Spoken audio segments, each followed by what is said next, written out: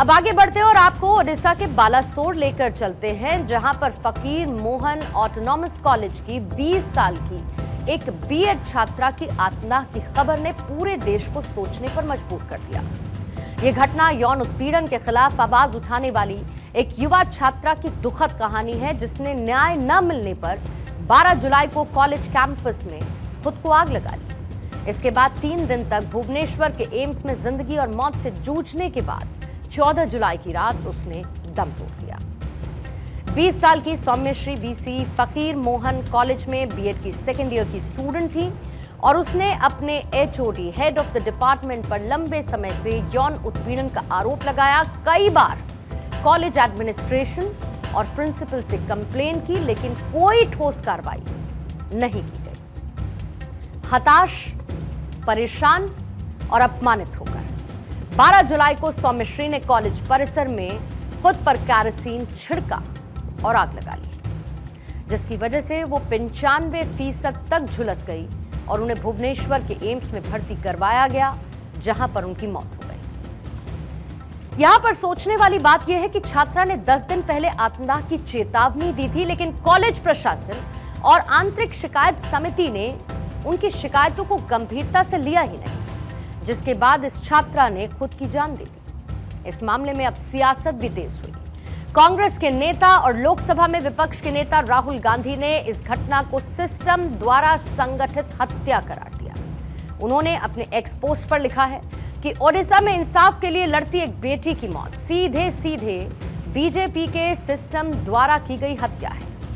उस बहादुर छात्रा ने यौन शोषण के खिलाफ आवाज उठाई, लेकिन न्याय देने की बजाय उसे धमकाया गया, प्रताड़ित किया गया, बार बार अपमानित किया गया। राहुल गांधी के आरोपों पर केंद्रीय शिक्षा मंत्री और ओडिशा से बीजेपी के नेता धर्मेंद्र प्रधान ने कहा है कि राहुल गांधी और कांग्रेस का इस दुखद घटना पर राजनीति करना बेहद दुर्भाग्यपूर्ण है। यह समय पीड़ित परिवार को न्याय दिलाने का है, न कि सस्ती राजनीति करने का। राज्य सरकार ने बहुत स्पष्ट शुरू से ही इस घटना में बड़ा स्पष्ट किया है, किसी को भी छोड़ा नहीं जाएगा। कुछ कार्रवाई हुई है और आने वाले दिनों में निश्चित रूप में कार्रवाई और कठोर होगा। इसकी जो एडमिनिस्ट्रेटिव एस्पेक्ट है, उसकी जो लीगल एस्पेक्ट है, दोनों में जो कमेटी राज्य सरकार ने बनाई है, वहाँ जो मैंने कल डीजी साहब से भी जानकारी लिया, पुलिस अपना काम कर रही है, किसी को भी छोड़ा नहीं जाएगा। इसमें से कोई भी दोषी, कुछ लोगों को तो प्रारंभिक कार्रवाई हुई है, लेकिन उसकी पूरे घटना को जो जिसकी जवाबदेही है उसको उत्तर देना पड़ेगा, उसको फिक्स किया जाएगा। ओडिशा में इस समय कांग्रेस और साथ ही बीजू जनता दल, जिसने बीजेपी सरकार के खिलाफ मोर्चा खोल दिया है। कांग्रेस ने 17 जुलाई को राज्यव्यापी बंद का ऐलान किया, जिसमें वाम दल और एनसीपी सहित 8 दलों ने समर्थन दिया। बीजेपी अध्यक्ष और पूर्व मुख्यमंत्री नवीन पटनायक का कहना है कि यह सोचना और भी दुखद है कि एक नाकाम सिस्टम ने किसी की जान ले ली। ये कोई हादसा नहीं, बल्कि सिस्टम की विफलता का ही नतीजा है। अब यहां पर इस घटना को लेकर हमें 3 बातें समझनी चाहिए। पहली तो ये कि छात्रा ने बार बार शिकायत की, लेकिन कॉलेज प्रशासन और आईसीसी ने कोई कार्रवाई नहीं की। यानी कि अगर कॉलेज प्रशासन ने शिकायत को सीरियसली लिया होता तो शायद ये घटना कभी घटती ही नहीं। दूसरी बात, इस मामले में प्रिंसिपल और आरोपी प्रोफेसर को गिरफ्तार किया गया, लेकिन विपक्ष का यह कहना है कि यह कार्रवाई देर से हुई और इस बात को हम भी मानते हैं कि अपने आरोपों को साबित करने के लिए क्या एक लड़की को अब जान देनी पड़ेगी? क्या कॉलेज प्रशासन को पहले ही इस मामले में पुलिस का सहारा नहीं लेना चाहिए था? यह घटना शिक्षा संस्थानों में छात्राओं की सुरक्षा और यौन उत्पीड़न के मामलों में क्विक एक्शन की जरूरत को पॉइंट आउट करती है। यह मामला सिर्फ एक छात्रा की मौत का नहीं, बल्कि हमारे सिस्टम की नाकामी की कहानी का है। एक 20 साल की लड़की जो अपने हक के लिए लड़ रही, उसे न्याय की बजाय अपमान और धमकियां दी गई। और यह किस देश में हो रहा है? भारत में ऐसे मामलों को गंभीरता से न लेने की वजह से साल 2022 में एनसीआरबी की रिपोर्ट के मुताबिक भारत में रेप के 31,516 मामले दर्ज किए गए, यानी कि औसतन हर एक दिन 86 रेप की घटना है।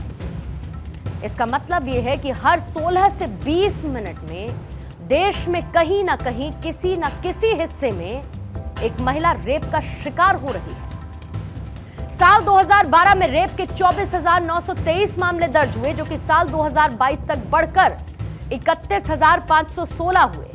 यानी 10 सालों में रेप के मामलों में करीब 26% की बढ़ोतरी। साल 2016 में यह आंकड़ा 39,000 के करीब था, जो ये बताता है कि कुछ सालों में कमी आई, लेकिन समस्या जस की तस बनी हुई है। एनसीआरबी के आंकड़ों के मुताबिक 96% मामलों में आरोपी पीड़िता का परिचित होता है, परिवार का सदस्य, दोस्त, पड़ोसी या रिश्तेदार, और सिर्फ 4% मामलों में ही अपराधी कोई अनजान होता है। साल 2022 में जहां 66% रेप पीड़ितों के मामले 18 से 30 साल की लड़कियों के साथ हुए, जबकि 27.8% नाबालिग थे। यानी कि ऐसे जघन्य अपराधों पर चौथी पीड़िता, हर एक चौथी पीड़िता नाबालिग है।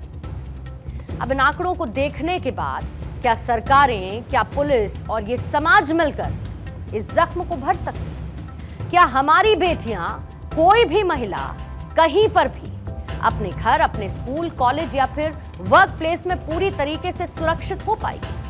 और ध्यान रखिए, ये जो आंकड़े मैंने इस वक्त आपको दिखाए वो सिर्फ वो मामले हैं जो थानों तक पहुंचे हैं। हकीकत में ऐसी न जाने कितनी ही सिस्कियां बदनामी के डर से दब जाती हैं। ऐसे में ये समय सवाल उठाने का है। सवाल पूछिए कि क्या हमारी बेटियों को सिर्फ आंकड़ा बनकर रहना है, या हम एक ऐसा समाज बना सकते हैं जहां पर वो बिना किसी डर के जी सके?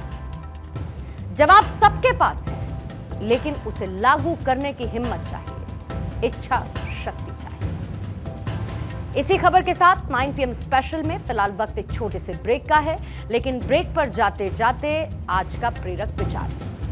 सारा खेल सिर्फ परिस्थिति का है, क्योंकि 108 मोतियों की माला गिनते समय एक इंसान का मन भटकता है, लेकिन नोटों की गड्ढियां गिनते समय उसका मन एकाग्र रहता है।